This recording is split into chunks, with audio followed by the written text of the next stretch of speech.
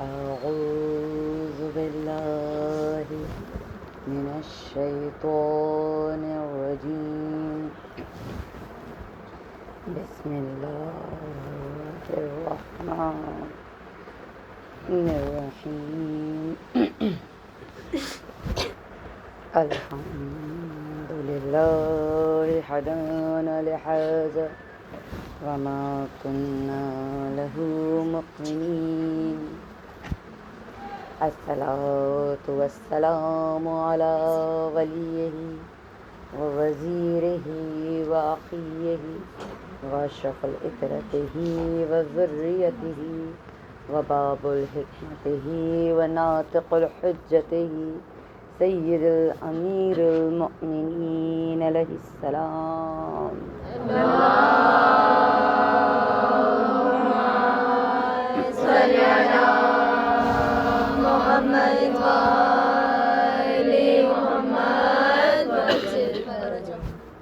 الصلاة والسلام على الطيبين الطاهرين المعصومين المظلومين.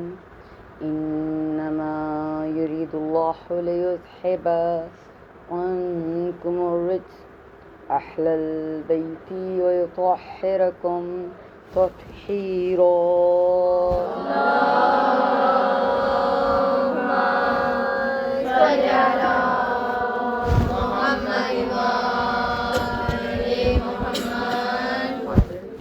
تمام تر تعریفیں اس خالق عالمین کے لیے جو ہم سب کا خالق ہے، مالک ہے، صاحب رحیم ہے، اور تمام تر درود و سلام محمد و آل محمد کے لیے.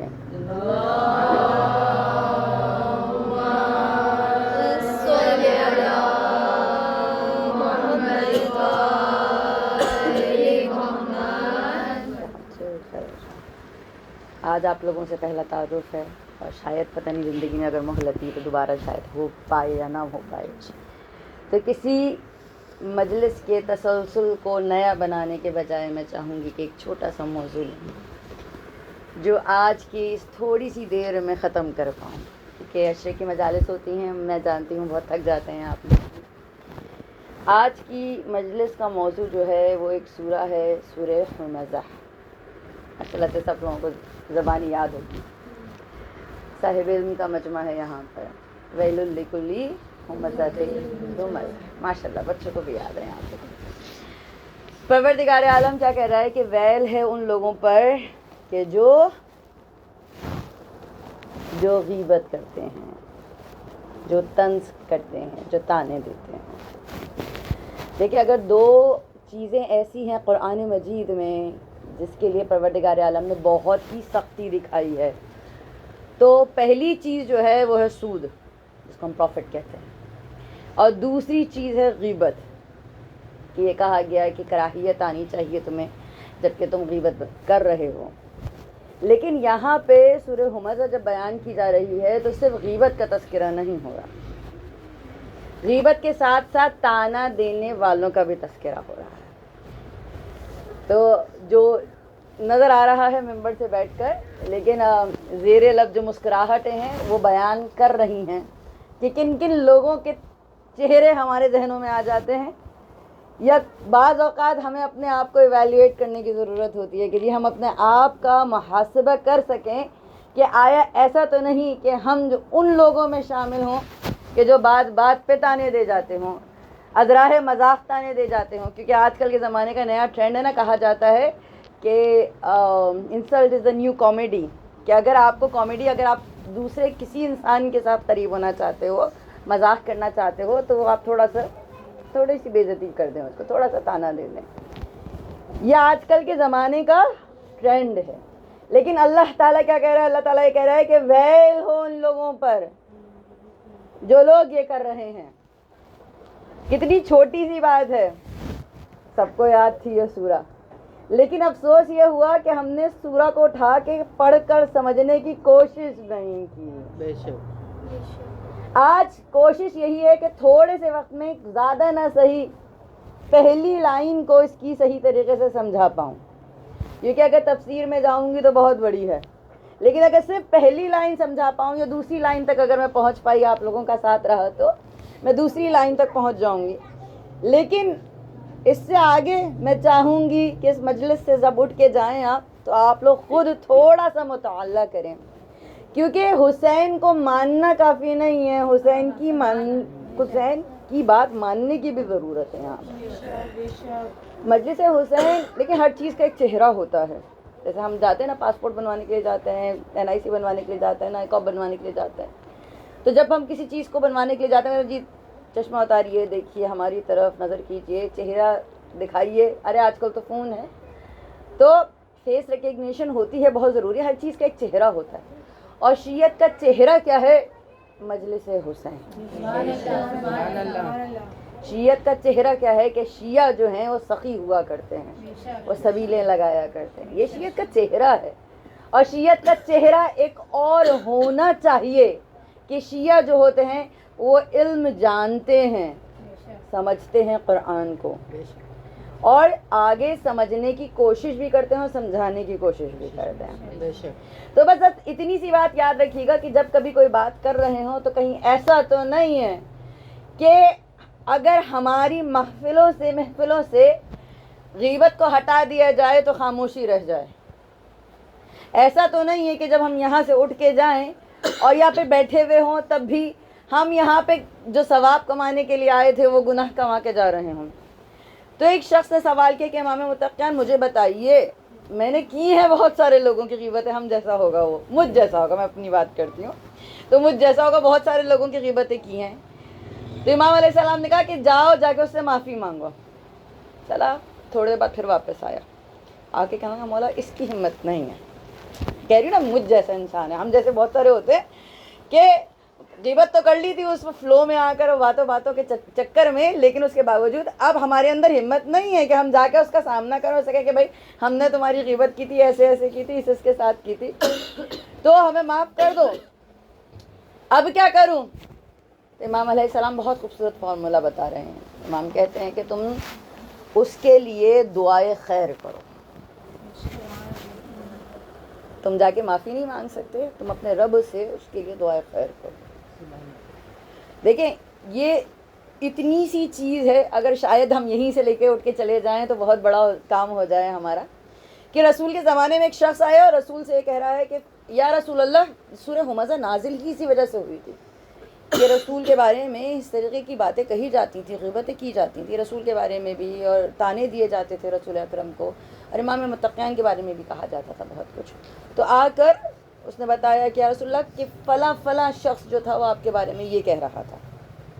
تو رسول اکرم نے کہا کہ اگرچہ وہ شخص کہہ رہا تھا تو تو نے غیبت کی، تو جہنم میں، اور اگر وہ شخص جھوٹ بول رہا تھا تو وہ جہنمی، ساتھ تو بھی جہنمی، اگرچہ وہ سچ بول رہا تھا میرے بارے میں تو بھی کیونکہ تو نے غیبت کی، تو جہنمی۔ ٹھیک ہے، ہم بڑے مزے سے اپنا پہلا فریضہ میں اپنے ہم کو میں جب بھی ہم کہوں آپ میں سمجھیے گا، کیونکہ میں اپنی بات کی ذمہ دار ہوں۔ بہت سارے ایسے ہوں گے میں نہیں جانتی کہ کون ایسا نیچے بیٹھا ہوا ہے جو بہت بڑا عالم ہے، جو بہت بڑا زاہد ہے، مجھ سے زیادہ اچھے اعمال ہوں کس کے۔ تو جب میں ہم کہہ رہی ہوں تو میں اپنی بات کر رہی ہوں، تو ہم اکثر اوقات یہ ہوتا ہے کہ ہم اپنا فریضہ سمجھتے ہیں کہ ہمیں اگر کسی نے کوئی بات بتائی ہے کسی کے بارے میں، تو رسول اکرم نے کیا کہا کہ اس نے تو تیر چلا کے چھوڑ دیا تھا، تو نے اس تیر کو اٹھا کر میرے سینے میں گھونپا ہے۔ تو ہم بھی اکثر وہی کام کر جاتے ہیں، جس کی برائی سنی ہوتی ہے اسی کو جا کے سب سے پہلے بتاتے ہیں کہ ہم نے تمہاری برائی سنی ہے۔ تو اتنا خاموش مجمع میں نے دیکھا نہیں ہے، ذرا سروات پڑھ دیجیے۔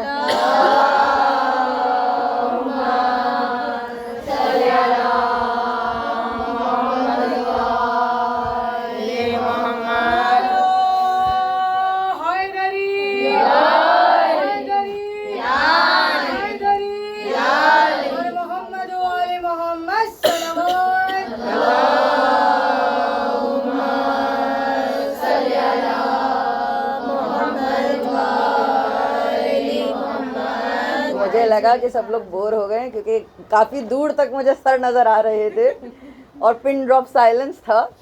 تو خیر بہت خوشی ہوئی، کیونکہ یہ نعرے جو ہے نا یہ بہت بڑی ہمت ہوتے ہیں. میں کیوں کہہ رہی ہوں نعرے بہت بڑی ہمت ہوتے ہیں؟ کیونکہ جب آپ اگر واقعات اٹھا کے دیکھیں گے تو خیبر میں، خندق میں، اس زمانے میں بھی یہ تھا کہ نعرے لگا کر ہمت افزائی کی جاتی تھی نا. کہ ایک دفعہ ایک شخص نے آ کے رسول اکرم کو بتایا کہ کفار نے ایک نیا نعرہ دریافت کیا. ہم لوگ بھی نئے نئے نعرے روزانہ جو نا وہ بنا رہے ہوتے ہیں، ہر زمانے کے لحاظ سے ایک نیا نعرہ تیار ہوتا ہے. تو انہوں نے آ کے شکایت کی کہ یا رسول اللہ، کفار نے نیا نعرہ بنایا، ہمیں اس کا جواب چاہیے. تو جب انہوں نے کہا کہ ٹھیک ہے ہمیں اس کا جواب چاہیے، تو رسول اکرم نے امام متقیان کو بلایا کہ علی آئیے اور جواب دیجئے اس کا. ویسے تو علی ہر چیز کا جواب دیتے ہیں، یہاں پر آ کر جب علی نے جواب دیا، ان کا جواب یہ تھا کہ ہے کوئی ایسا جو لات و مات جیسا، جو ان کے رب تھے، ان کے بت تھے، ان جیسا تو لے کر آؤ سامنے. تو امام متقیان نے کہا تھا کہ میرا رب اللہ مولا، وہ میرا رب جو ہے وہ میرا مولا ہے، میرا مولا ہے، اور اس سے بڑھ کر کوئی اور نہیں. آواز آ رہی ہے آپ لوگ؟ درود پڑھ دیجئے محمد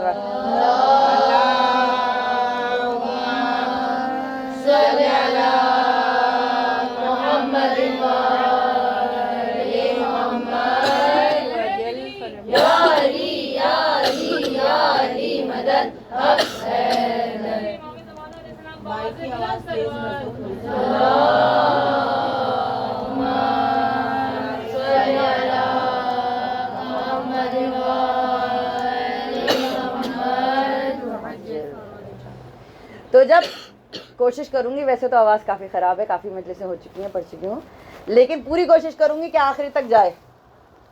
پھر اس کے بعد جب علی نے یہ اعلان کیا تو یہ نا اللہ تعالیٰ کیا کہتے ہیں، حل جزاء الاحسان الا الاحسان، میں کسی کا احسان نہیں رکھتا. وہاں پہ علی نے کتنے مجمع میں اعلان کیا تھا؟ تاریخ نے لکھا ہے کہ اس وقت 1000 کا مجمع تھا. لیکن جب اللہ نے اس احسان کو اتارا تو کس طریقے سے اتارا؟ کہ غدیر خم کا میدان تھا، پالانوں کا منبر تھا، اور اللہ نے کہا کہ اے میرے حبیب، احسان کو اتارنے کا وقت آ گیا. من کنت مولا ہو فہذا. دیکھیے اتنی سی بات ہے، وہاں پہ لوگ کہاں رسول کے لیے تانے کر رہے ہیں، تیار کر رہے ہیں، نعرے تیار کر رہے ہیں رسول کے خلاف، اور جب رسول گزرتے ہیں تو ان کو تانے دے رہے ہیں. اور اللہ تعالیٰ کیا کہہ رہا ہے کہ کہنے دو ان لوگوں کو تم اپنی راہ پہ قائم رہو اور دیکھتے رہو اس چیز کو جو میں دکھانے کی کوشش کر رہا ہوں. تو بس مقصد کیا ہے؟ مقصد صرف اتنا ہے کہ آج کی جب ہم اس مجلس سے اٹھ کے جائیں تو صرف اتنی سی بات سیکھ کے جائیں کہ جب اگر ہم کبھی سورہ ہمزہ پڑھ رہے ہیں تو اس کا مطلب کیا ہے. جو ہم سنتے ہیں نا کہ غیبت ہو رہی تھی، 2 خواتین کری تھی، بی بی سیدہ وہاں سے اٹھ کے چلی گئیں، سنا ہوا ہے نا واقعہ آپ سب لوگوں نے. تو بی بی کا جب تذکرہ آئے تو میں یہ بتانے کی میں یہ چاہتی ہوں کہ اس چیز کی ضرورت ہے کہ بی بی کا مرتبہ کتنا زیادہ بلند ہے، کتنا زیادہ بلند ہے بی بی فاطمہ الزہرا کا مرتبہ. کہ تاریخ نے لکھا کہ ایک شخص نے صاحب غدیری، جنہوں نے غدیر کتاب لکھی ہے، الغدیر کتاب لکھی ہے، بہت ساری جلدیں ہیں اس کی. تو صاحب غدیری یہ لکھتے ہیں کہ ان سے آ کے کسی نے سوال کیا کہ کیا یہ حدیث صحیح ہے کہ اللہ نے کہا کہ اگر میرا حبیب نہ ہوتا تو میں اس کائنات کو خلق نہ کرتا. تو آپ نے کہا کہ ہاں بے شک یہ کہا ہے اللہ نے. کہا کہ اچھا پوری حدیث مجھے بتائیے. کہا رک جاؤ مجھے وضو کر کے آنے دو. سبحان اللہ. وہ وضو کر کے آئے اور پھر انہوں نے حدیث بیان کرنی شروع کی، کیونکہ ہمارے یہاں آدھی ادھوری زیادہ تر حدیث بتائی جاتی ہے اس وجہ سے. تو کہا کہ یقیناً یہی بات ہے کہ اللہ نے کہا کہ اگر میرا حبیب نہ ہوتا تو میں اس کائنات کو خلق نہ کرتا، اگر علی نہ ہوتے تو حبیب کو خلق نہ کرتا، اور اگر فاطمہ الزہرا نہ ہوتی تو علی کو خلق نہ کرتا. فاطمہ الزہرا سلام اللہ علیہا پہ بلند ترین صلوات.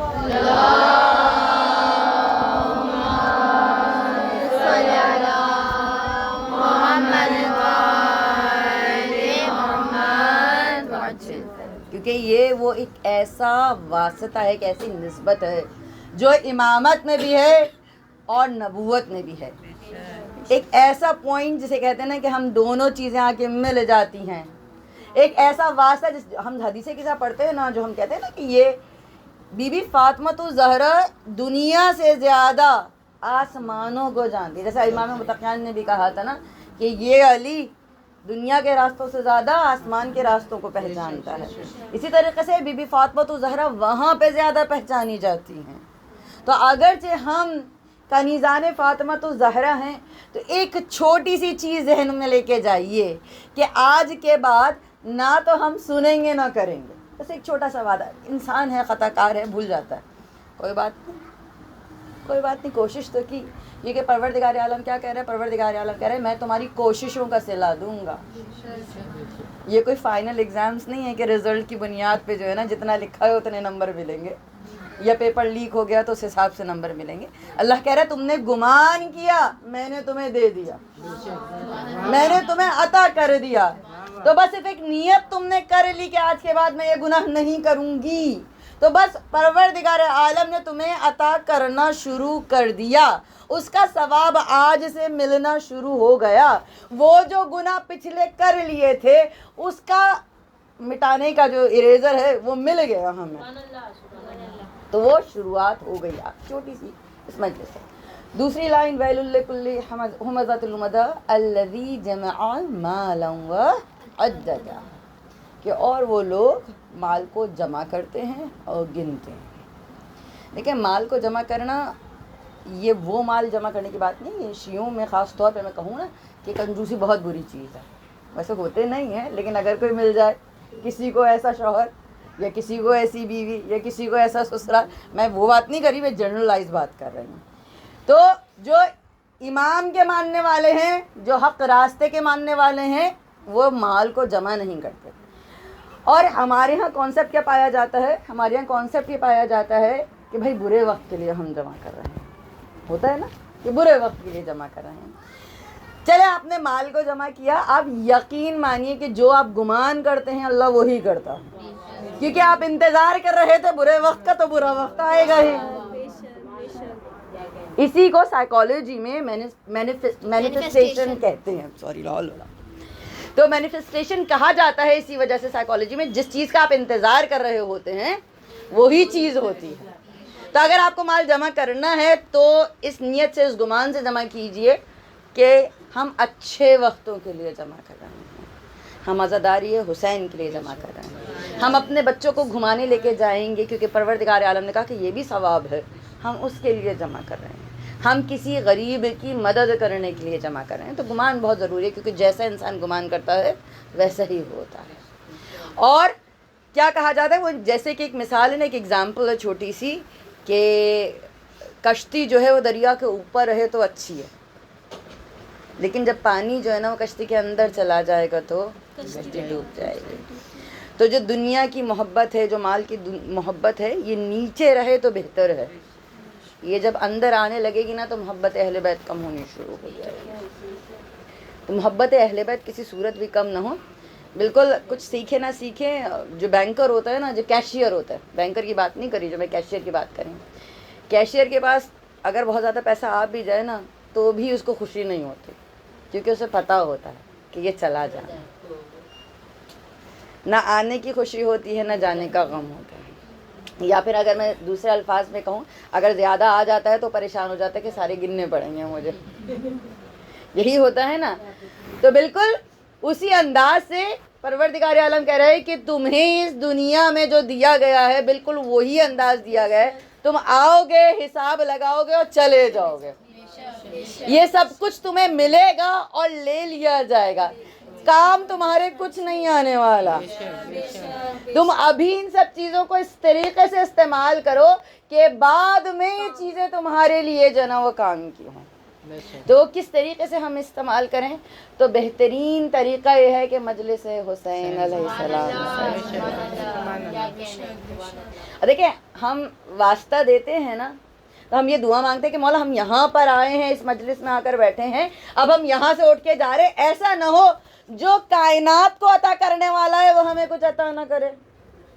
دیکھیں میں بہت زیادہ اگزامپلس دیتی ہوں شاید صرف سمجھانے کے لیے کہ اگر میں بہت مشہور اگزامپل ہے، بہت سارے عالم دین اور ذاکرین نے اگزامپل دی ہے کہ اگر آپ کو کوئی فقیر کہے کہ مجھے کچھ دے دو تو آپ کہیں کہ نہیں چلو میرے ساتھ گھر تک چلو، اور پھر گھر سے لے جا کے گھر پہ سے آپ واپس کر دیں اس کو روانہ. کیا یہ ہو سکتا ہے؟ نہیں ہو سکتا. اسی طریقے سے ہم حسین کے در پر آ گئے. حسین کہہ رہے کہ اچھا تمہیں چاہیے نا، آ جاؤ میرے در تک، آ جاؤ میرے گھر تک. ہم یہاں تک آ گئے. کیا ایسا ممکن ہے کہ یہاں تک آنے کے بعد حسین ہمیں واپس خالی ہاتھ روانہ کر دیں؟ بالکل نہیں ہو سکتا. اور آج تو جن کا دن ہے وہ ہے ہی باب الہوائے. تو اپنی اپنی خواہشات کو، اپنی اپنی حاجات کو اپنے ذہنوں میں رکھیے گا ضرور. جب میں آج آگے بڑھوں تو یہ سوچئے گا کہ آج آپ ان سے مانگنے کے لیے جا رہی ہیں کہ جن کا مرتبہ جو سن میں بہت چھوٹے ہیں، جن کی عمر 6 ماہ ہے اور جن کی شہادت 3 دفعہ ہوئی ہے. آپ ان سے مانگنے کے لیے ذرا تصور کیجئے گا کہ تاریخ کا ایک جملہ تھا، مقاتل کا ایک جملہ ہے، اور اس جملے کو پڑھ کر میں کانپ گئی کہ یہ وہ شہید ہے کہ جس کا وزن جو ہے وہ اس کے تیر سے بھی کم ہے. یہ وہ شہید ہے کہ جس کا گلا اس کے قاتل کی کلائی سے بھی کم ہے.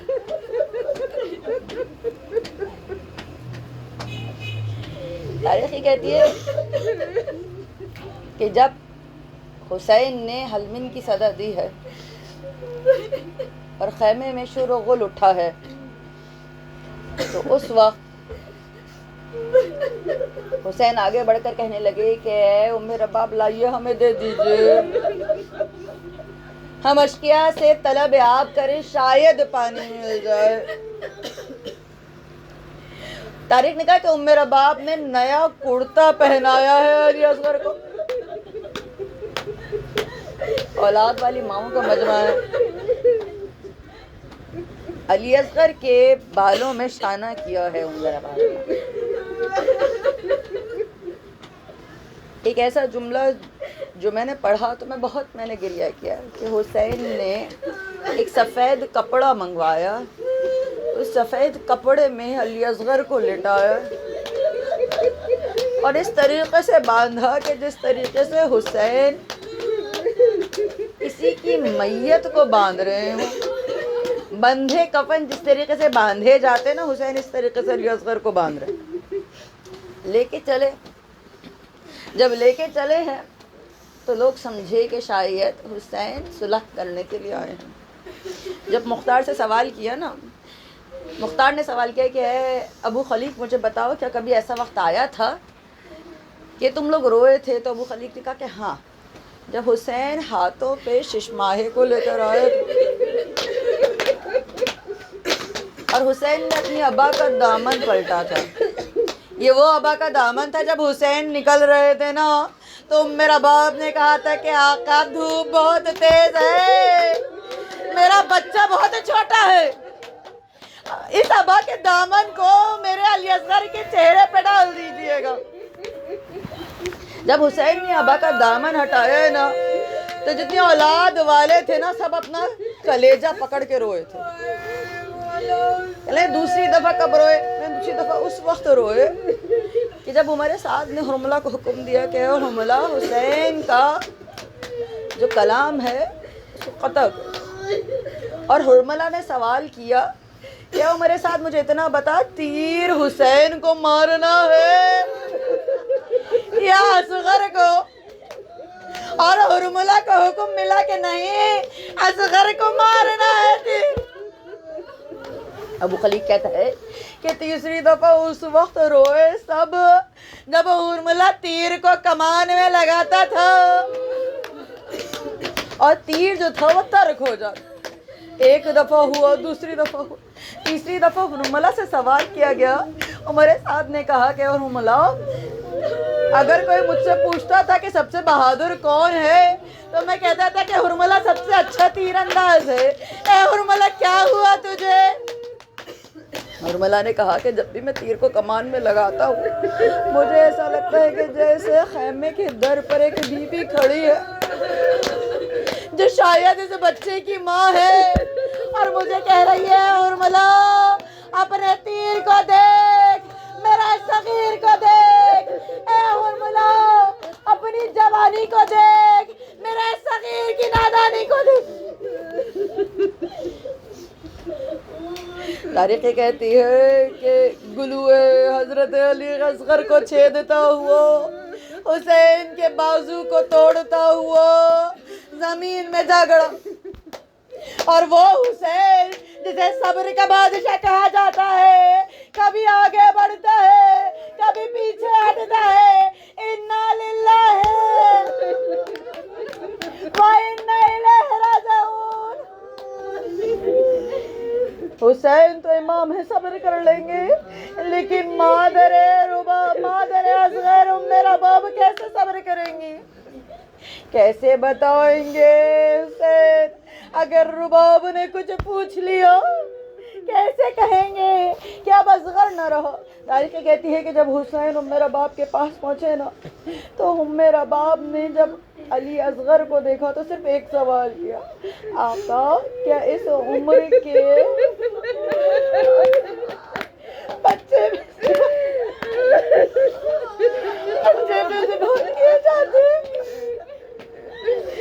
تاریخ نے لکھا حسین ام رباب کو پشت خیمہ پہ لے کے گئے، شاید یہ سکھانا چاہتے ہو کہ ام رباب دیکھ لو قبر کیسے بنتی ہے، کہیں ایسا نہ ہو زندان شام ہو، تم تنہا ہو اور بچی کی قبر تمہارے سامنے بنے۔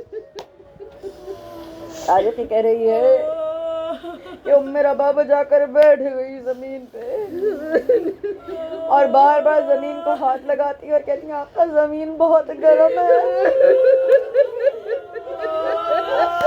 میرا بچہ بہت معصوم ہے۔ تاریخ نے لکھا کہ حسین نے جلتی ریت پہ اصغر کو لٹایا، اب جو اصغر کو لٹایا خاک ڈالنا شروع کیا تو ام رباب نے ایک لمحے کے لیے حسین کا ہاتھ روک لیا، آقا چہرے سے نہ ڈالیے گا، میرا بچہ بہت حسین نے پائے علی اصغر سے ریت کو ڈالنا شروع کیا۔ میرا سلام ہو اس ماں پر جو دیکھتی رہی اپنے چاند کو زمین بوس ہوتے ہوئے، میرا سلام ہو اس ماں پر جو دیکھتی رہی بعد عاشور کے نیزے کی علی گاڑ گاڑ کے لاشا علی اصغر ڈھونڈا گیا، اور اب جو نیزے کی علی بلند ہوئی وہ ننھا سا لاشا نیزے پہ ساتھ بلند۔